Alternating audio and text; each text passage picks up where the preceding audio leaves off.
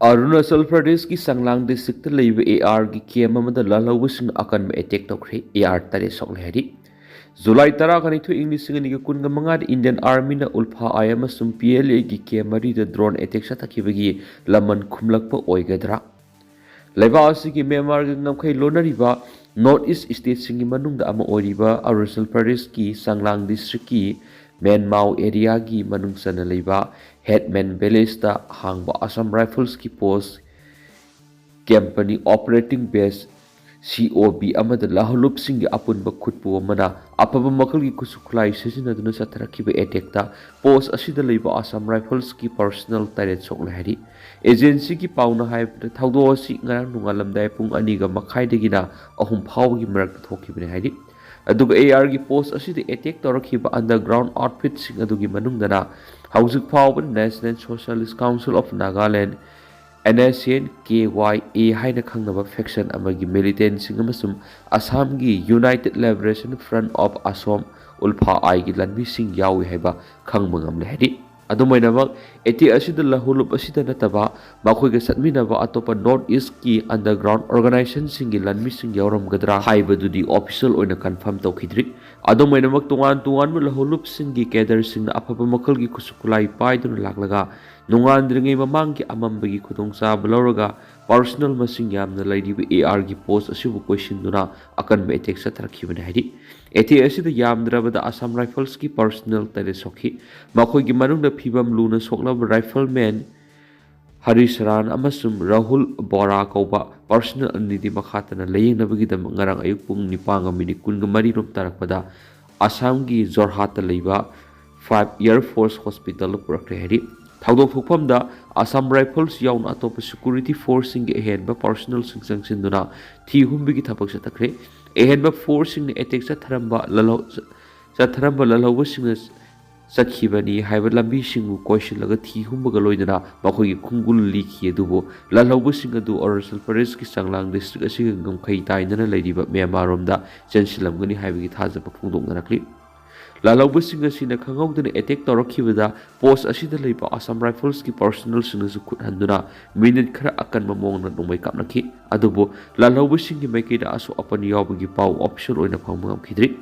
पन्बा याबदि चलिबा सही सिगी जुलाई 12 के इहिंग नुंग्याइदिगी हौरदुना थांगनबा नुमित की अयुक अंगनबा पुंग 3 फावबगी म्यांमार गा नागालैंड गा ताइनबा ngमखै परिंगदा लेबा ULFA-I अमसुम मणिपुर की लहुलुप RPF की लन्मी संगलुप ओरिबा PLA की जॉइंट कैंप अमदा इंडियन स्पेशल फोर्स ना हाई इन ड्रोन चाम को यंखै हिन सिजुनदुना लहुलुप असिगी कैंप मरीदा अकन अटैक सथबगी थौदोक लैख्रबनी एटी अदुदा ULFA-I की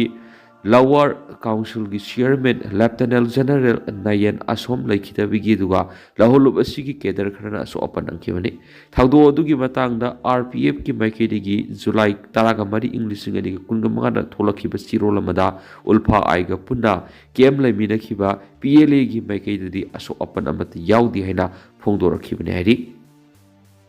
BJP की MLA थौनाउजम श्याम कुमार लेंगा के असोइब अरानब सिंह सभा फलकली नवंबर 15 की मतुना मणिपुर पॉपुलर गवर्नमेंट अमा लैरगनी MLA श्याम कुमार जल जीवन मिशन की लुपा करोड़ लिसिंग अमा काइथोक्रे हाई अदुगा अंद्रोगिदी मपुंग फाना लुसिंदना इसिंग पीरे हैना रिपोर्ट हगलमबदा सेनबसिंग की मथक लोगी मतेंग लौदुना कैसुन संग थमनब होनरगनी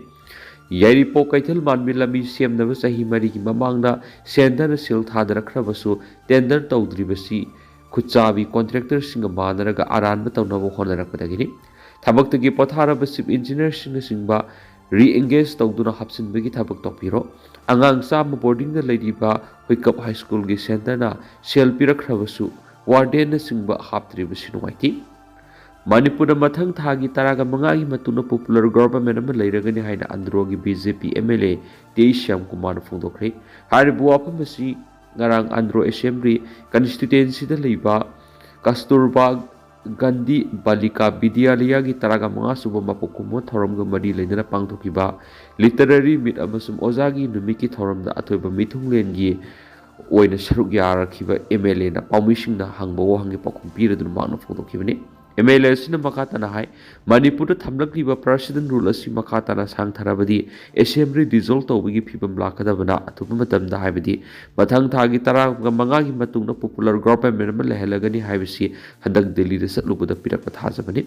leader khanbagi matangdi amasu leader oiningoi gi phibam leibana sentana khalaklagani haiki Amaromda Jal Jeevan Mission JJM gi makada khungangi yumthongsinda thaknabi ising phanganana valengana paikhali haurangi manungsana Manipur da su lupa crore lising ama khare hena kaithokre hari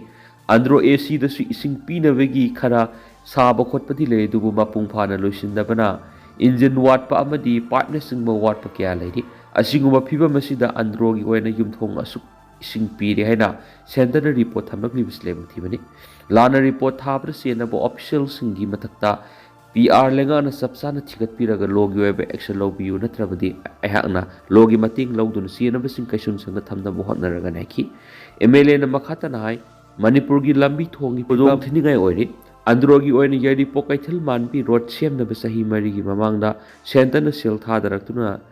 lairabasu haujuk phaw tender tawidana lairi masigi matangna assembly dasu lawnaba laikre tender tawdana namsinduna lairibasi maru oina guideline gi matungina tender tawdaba madi kuchabi contractor singa manaraga aranba kya tawnaba honarakpada tholakani maram masina department singna thabak tigi patharaba chief engineer singba amuhana re-engage tawduna hapsinbagi thabak tokpiroi Amaramda MG Narega gi sanpham sing India lengana matam sana piraknaba su Manipur di pumsai saidi matam sana implement tawdaba amadi matam sana utilization certificate pidabana Manipur miyam gi milon chawna soli lenga ki official singna masagi oizu oitak phangdrabadi thabak tawbi yadi khanmana miyamna chawna khudong sadaba mayukna halaiki separate administration ki demand phangdriba phawu Indo-Myanmar border fencing khabi yaroi Kuki village chipsing Kokina namna kunda leita aduna lairiba khungang singna konba jurisdiction singna Indo-Myanmar border fencing khabagi thabak yaba ngamrena Sandel district ki manung sanbi Indo-Myanmar ngamkhai paringda leiba Koki village taraga mari gi sip singna amato ina punsingduna yaningda bastirol thadurakre chirol aduna matungina Indo-Myanmar border fencing khana nabagi damak mari leinaba authority ki maikaidagi chatharakliba demarcation ki thaba sida Koki khungangda leiriba khunja singi maikaidagi akanma mona yaningda bafungdorak leire border fencing khabagi thaba asina Myanmar amadi Manipur gi ngamkhai paringda tariba Koki singi land identity amadi furup asigi interest ta aduki mati singnabagi thangdo ama leptana chatharakri Iramasigi matana Koki khunja singna yamna kupna khandaraba matungda amatu oina yetnaba yaudana Koki singna taliba khungang singna konba jurisdiction gi manungda border fencing khabagi thabak chathaba yaro heba warep lawbo laide warep asigi mayok karigumba border road tax BRTF na border fencing khabagi thabak makhatana leptana sataraglabadi madura tholakpa apapataki daita masana pujagadabani haina suthamli siroladuna makhataraduna Kokizo miyamna taliba legislature yawa union territory gi demand asi hangdriba phawa border fencing khabagi thabak mari leinaba authority na lepkadabani haina su phungdorakli panba yabadi India lengana Indo-Myanmar border fencing khabagi thaba amadi free movement regime FMR lauthokibadu Naga miyam ni yaning daba phongdok tuna tungan ba khongjan kya changsin ki basu laikhrabani Urkhul gi Zaura now ima market tegi lupa lag 1.35 ki posai hurankhre Urkhul district ki phungrei tang da leiba Zaura now aba ima market tegi thasi tara manga gi numidang atheng mana masakhang daba miyai kharna lupa lag 1.35 ki posai sing hurankhre hairi thaudo odu gi matang da Zaura now Aba market vendor association ki chairperson so Jeming na phungdokibada asigumba huran chinthi ki thaudo asi Zaura now aba market tatna thokiba lekre ngarang su kaithel sidigi kaithel phammi taraga ni thogi pot phamdigi posai sing adu huran kibani madugi manungda hai chaba yaba polam sing amadi second hand gi jin amasum jacket sing yauri asigumba huran chinthi ki thaudok toina thoklei khanglabu authority sing tuminna leitok phaibi sinwaiti mamangda Written complaint power thangat ki balekre laira bi mung manung gi nupi singna kaithel sita pocha yonduna nomagi sara tanjari bani kaithel phambi singi wakat mana phangba authorities mana pangba authorities singda wakat po oina thola kadra ngarang gi thaudo asiga Mari Lena Urkul Police Station a complaint number Tangaki Bagalodana, ADC Urkulgi Chief Executive Officer Urkulgi Deputy Commissioner Amadi, Urkulgi SP da point ohum yaw demand Galoina Numitarani Matan Takri, demand Singadura, Kaitelasi Akoeveda, CCTV camera Tamba, Ahinda, Kaitelasi was Sambigadava. Watchman Tambiba Madi, Kaitelasi Maka Tamba floor get a fencing Kabiva Hibernessing Mayari, Kariguma Mari Lane of Authority Makedi Hari demands as it tabak to talk the Bataragadi. Nasidaki Horagan Mitarani Subudiki Democratic Web Conjunction Sanction Bahoragan Henisu, Fongdoki. Anobo Lambi Sekhaiba, Supervision Watpra, Manipur Urban Drainage and Asset Management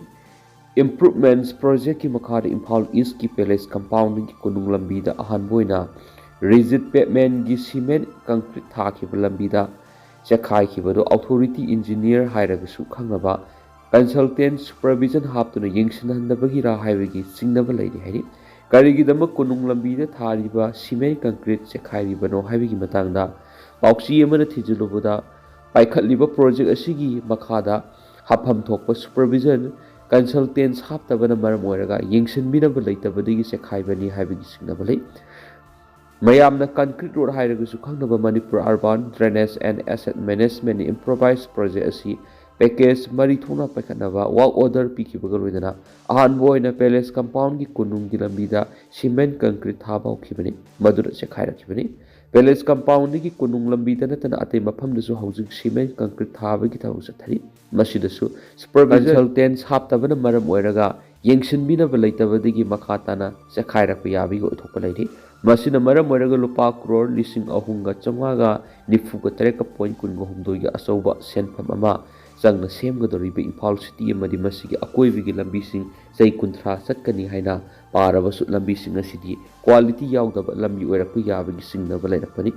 AIIB Asians Infrastructure Investment Bank na loan oina lupa crore lising aniga chanipanga maudraga taruka point ani piraga awatpana state na putholaga punna lupa crore Lising ahung songaga ni fugutreka point kun gom doi sang na paket kadariwa project asi EPC Engineering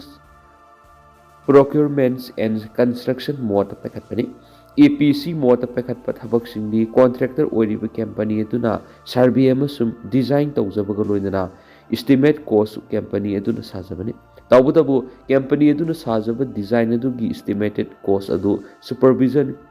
consultants aduna approve tawraga paket kadabani Masina maram oiraga supervision consultants ama hapa haibasi soidana tawdaba yadraba mani masigi matakta EPC mota pekhatpa Manipur Urban Drainage and Asset Management Improvements Project asigi supervision consultants oiba yaba matik chaba engineer amata project asigi implementing agency oiriba Public Works Department PWD da leiti hairi masina maram oiraga Mapangi farm amabu supervision consultants oina hapadabani aduba project asi paikhatpa hokiba tha taruklom sukraba phawbra supervision consultants hapagi mohota matik chadwa PWD gi in house engineer amana supervision consultant ki thabak tawraga leiri masina maram oiraga cement concrete thari maphamsing makhatana chekhairappa yabagi phibamda leiri hairi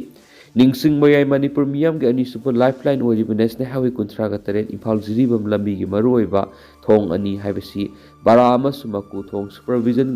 consultants haptuna kupsen senaraga sakhi handak sai sida thabak hokiba Imphal ring road kisu supervision consultants haptuna yingsinbagi thabak tawhali Manipur Urban Drainage and Asset Management Improvement Project ki supervision consultants karigidamakta haptribano haibigi matangda PWD gi mari leinabo official amataga wari sanaba phangdri EPC mode oibana maram oiraga contractor oigadoriba company aduna survey tawjaraba supervision consultants aduga loinana survey tawrabagi approve tawgadabani karigumba design adu semdok sadok ningbo leirabasu supervision consultant na contractor hairaga tawhangadabani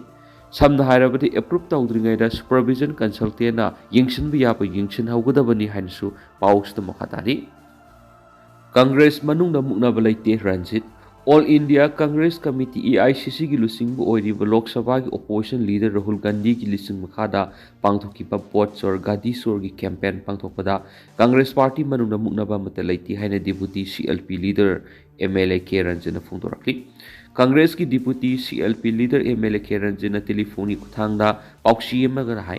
Boat Chor Gadi Chor की campaign asi India pumbi ki oina sahi sigi September 15 dagi October 15 phawa tha amasung na pangthokibani. India gi ate state singda campaign asi September 15 dagi hokrabasu Manipur gi oina ti hauji thokliba lewa ki ira amasum sarang na bamasum issue kya asina Congress party na matam sana hauninglabasu hauba ngamkhidi haina palladun state asi gi lairiba crisis amasum miyamgi sentiment yenglaga Manipur da Boat Chor Gadi Chor gi campaign matam khra suon tharaga hokhiaba wapum thamnakhi makna hai tha amasum na sathagadaba campaign asi matam suon thana hokhibana nongmada mafam ahumari da Boat Chor Gadi Chor gi campaign pangthoknanaba Manipur gi Congress lusingbasingna toan mafam singda yenthoknanaba campaign yawnakibani Fibam asida campaign mafam amada lusingbasing puna saruk yapa ngamkhidabani haiba wafam phongdokladun mahang hai telaba akaknaba matamgi manungda assembly constituency kiyada pangthokliba